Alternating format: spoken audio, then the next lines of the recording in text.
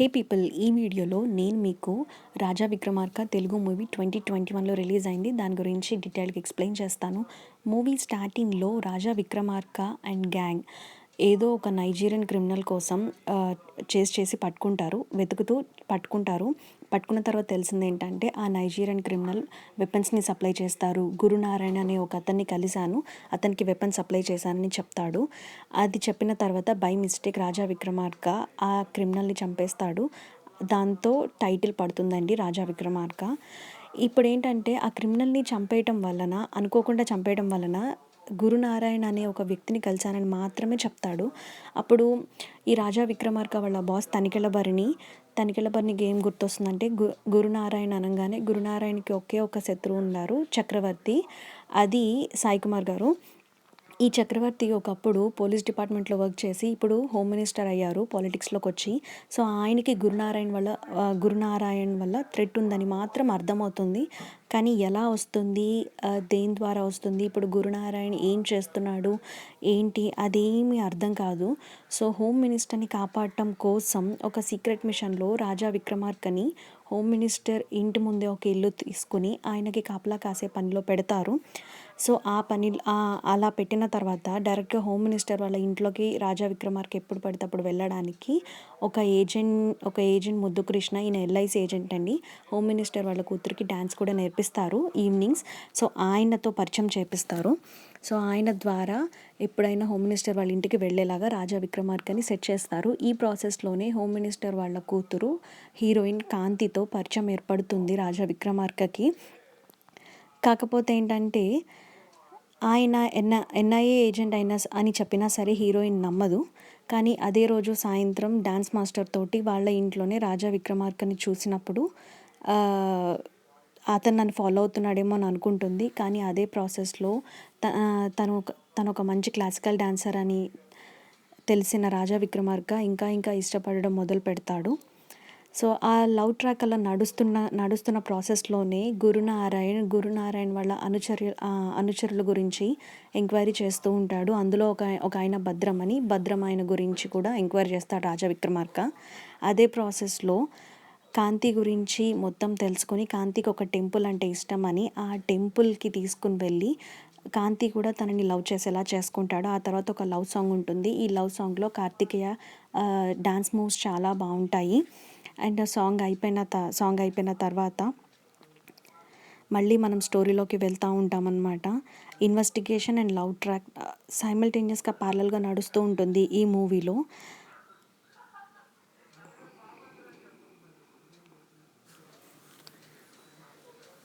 ఈ love song అయిపోయేటప్పటికి వీళ్ళిద్దరూ hero and heroine లవ్లో ఉన్నారని తెలుసుకున్న ముద్దు కృష్ణ బ్లాక్మెయిల్ చేసి హోమ్ మినిస్టర్కి ఈ విషయం చెప్పడానికి వెళ్తాడు. కానీ వెళ్ళిన తర్వాత తెలిసిందేంటంటే ఈ విషయం చెప్తే హీరోని ఇంట్లోకి తీసుకొచ్చిన ముద్దు కృష్ణకే ప్రాబ్లం అని తెలిసి ఆయన చెప్పకుండా ఉన్నప్పుడు హీరో హఠాత్తుగా ఏజెంట్ మీ చేత 10 కోట్ల ఇన్సూరెన్స్ చేయించుకోవడానికి ట్రై చేస్తున్నాడు, అలా చేస్తే ఆయనకి ప్రమోషన్స్ అని చెప్పగానే హోమ్ మినిస్టర్ ఒప్పేసుకుంటాడు. అలా ఒప్పేసుకోవడంతో ఏజెంట్ ముద్దు కృష్ణకి వాళ్ళ ఆఫీస్లో ప్రమోషన్ వస్తుంది. ఈ ప్రాసెస్లోనే హోమ్ మినిస్టర్ ఇంట్లో ఒక చీఫ్ సెక్యూరిటీగా ఒక పోలీస్ ఆఫీసర్ ఉంటారు.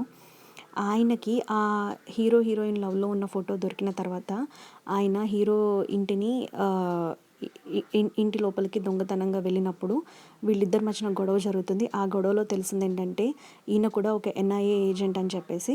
సో హోమ్ మినిస్టర్కి థ్రెట్ ఉండడం వల్ల కాపలా కాస్తున్నారని సో వీళ్ళిద్దరూ కలిసి పనిచేయడం స్టార్ట్ చేస్తారు. సో ఇలా హోమ్ మినిస్టర్ ఇంటి దగ్గర ఉన్న police officer and hero Karthikeya ఇద్దరు కలిసి పనిచేస్తున్న తరుణంలోనే హోమ్ మినిస్టర్ ఇనాగ్రేట్ చేయాల్సిన ఒక ఫంక్షన్ వస్తుంది. అదే ముద్దు కృష్ణ న్యూ ఆఫీస్, ఆయన మేనేజర్గా ప్రమోట్ అయిన తర్వాత. సో ఆ ఫంక్షన్లోనే హోమ్ మినిస్టర్ని చంపడానికి ఎవరో వస్తారు, వాళ్ళని అక్కడే పట్టుకోవాలని చెప్పి సెక్యూరిటీ కూడా చాలా లైట్గా పెట్టిస్తాడు హీరో 'రాజా విక్రమార్క'. సో అనుకున్నట్టుగానే ఆ ఫంక్షన్లోనే ఆయనని చంపడానికి గురునారాయణ్ వస్తాడు. ఈ మూవీలో గురునారాయణ్ది ఇదే ఫస్ట్ ఎంట్రీ. సో గురునారాయణ్ వచ్చినప్పుడు ప్లాన్ ప్రకారం ఆయనని పట్టుకుంటారు. అప్పుడే తెలుస్తుంది హోమ్ మినిస్టర్కి వాళ్ళ కూతురు కాంతికి 'రాజా విక్రమార్క' ఎన్ఐఏ ఏజెంట్ అని చెప్పేసి. కానీ గురునారాయణ్ని పట్టుకున్నా సరే 'రాజా విక్రమార్క'కి మాత్రం ఏదో మైండ్లో తగులుతూ ఉంటుంది. ఎందుకంటే గురునారాయణ్ చాలా హ్యాపీగా ఉంటాడు, ఇంకేదో ప్లాన్ తన మైండ్లో ఉందని. తర్వాత రోజు కాంతి డ్యాన్స్ ప్రోగ్రామ్ నడుస్తున్నా సరే రాజా విక్రమార్క అదే ఆలోచిస్తూ ఉంటాడు, గురునారాయణ్ ఏం ఆలోచిస్తున్నాడు అని చెప్పి. సో తనకు అస్సలు తట్టదు మైండ్లో. కానీ ఆలోచించగా గురునారాయణ్ ప్లాన్ చేసింది హోమ్ మినిస్టర్ని కాదు, వాళ్ళ కూతురు కాంతిని అని చెప్పేసి.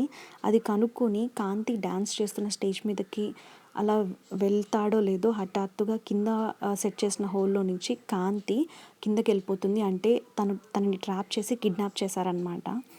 ఈ లోపల ఫ్లాష్ బ్యాక్ స్టార్ట్ అవుతుంది. అసలు హోమ్ మినిస్టర్ చక్రవర్తికి విలన్ అయిన గురునారాయణ్కి గొడవ ఏంటి అని చెప్పేసి గురునారాయణ్ అనేవాడు ఒక నక్సలైట్ అనమాట. అతన్ని హోమ్ మినిస్టర్ పోలీస్ ఆఫీసర్గా ఉన్నప్పుడు అతన్ని చేస్తున్న తరుణంలో అతను కొండ మీద నుంచి లోయలో పడిపోతాడు. అప్పుడు వెళ్ళిన వాడు 15 ఏళ్ళు కోమాలోనే ఉంటాడనమాట. మళ్ళీ ఇప్పుడు తిరిగి వచ్చి పగ సాధించాలనుకుంటాడనమాట. సో ఇప్పుడు కాంతిని కిడ్నాప్ చేశారు కదా. సో ఎక్స్చేంజ్ ఆఫర్లో గురునారాయణ్ వాళ్ళ గ్యాంగ్ గురునారాయణ్ని మాకు తిరిగి అప్పగించాలి, అప్పుడే మేము కాంతిని తిరిగి అప్పగిస్తామని అడుగుతారు. దానికి హోమ్ మినిస్టర్ తనికెళ్ళ భరణి, రాజా విక్రమార్క అందరూ ఒప్పుకొని ఒక ప్లాన్ షెడ్యూల్ చేస్తారు. ఈ ప్రాసెస్లో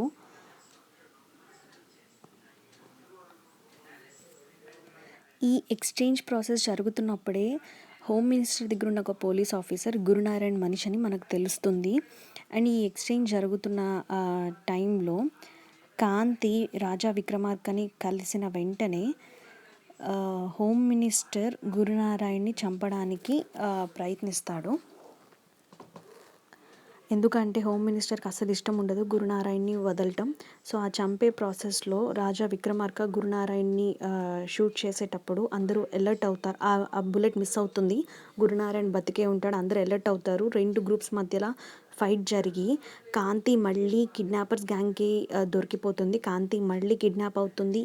ఈ ప్రాసెస్లో గురునారాయణ్ అనే క్యారెక్టర్ చనిపోతాడు.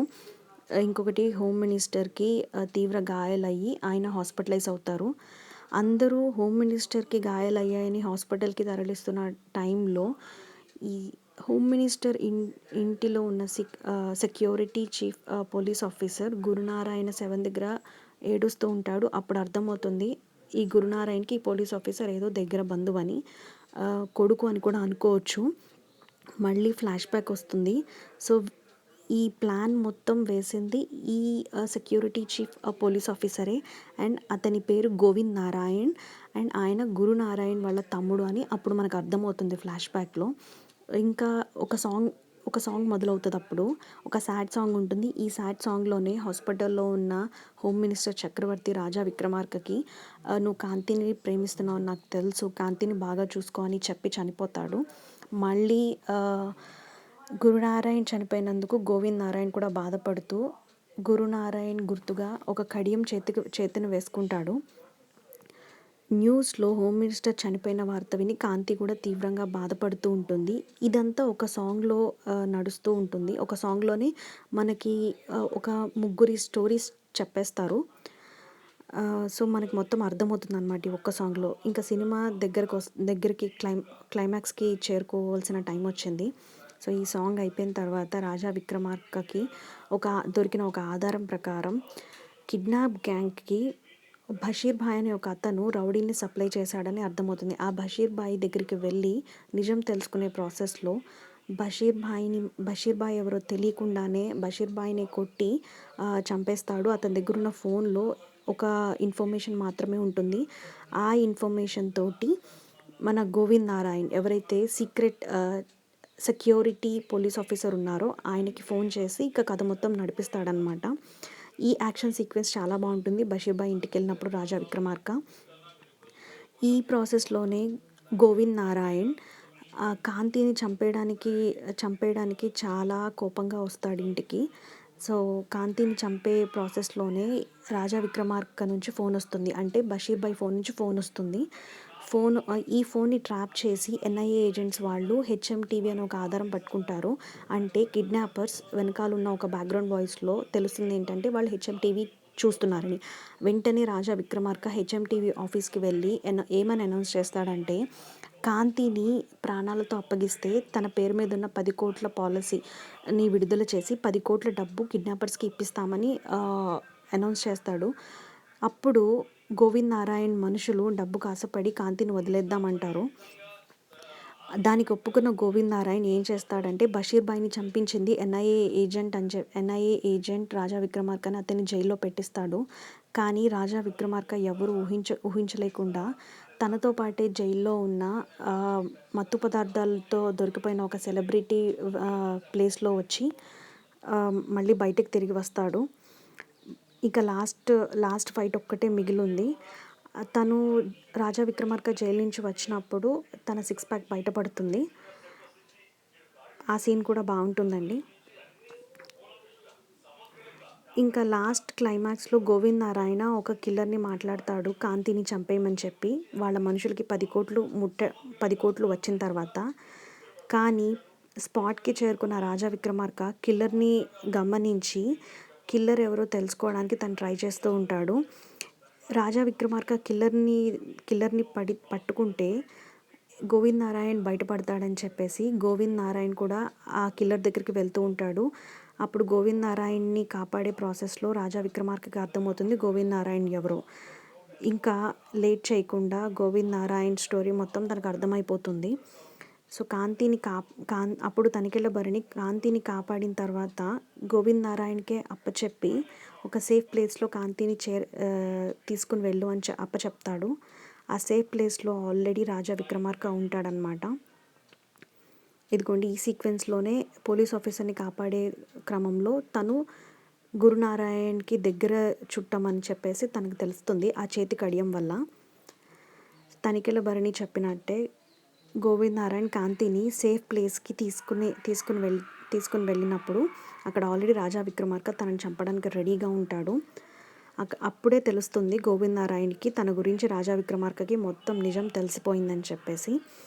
ఇంకా లాస్ట్ క్లైమాక్స్లో రాజా విక్రమార్క గోవింద్ నారాయణ్ని చంపేసి కాంతిని కాపాడుతాడు.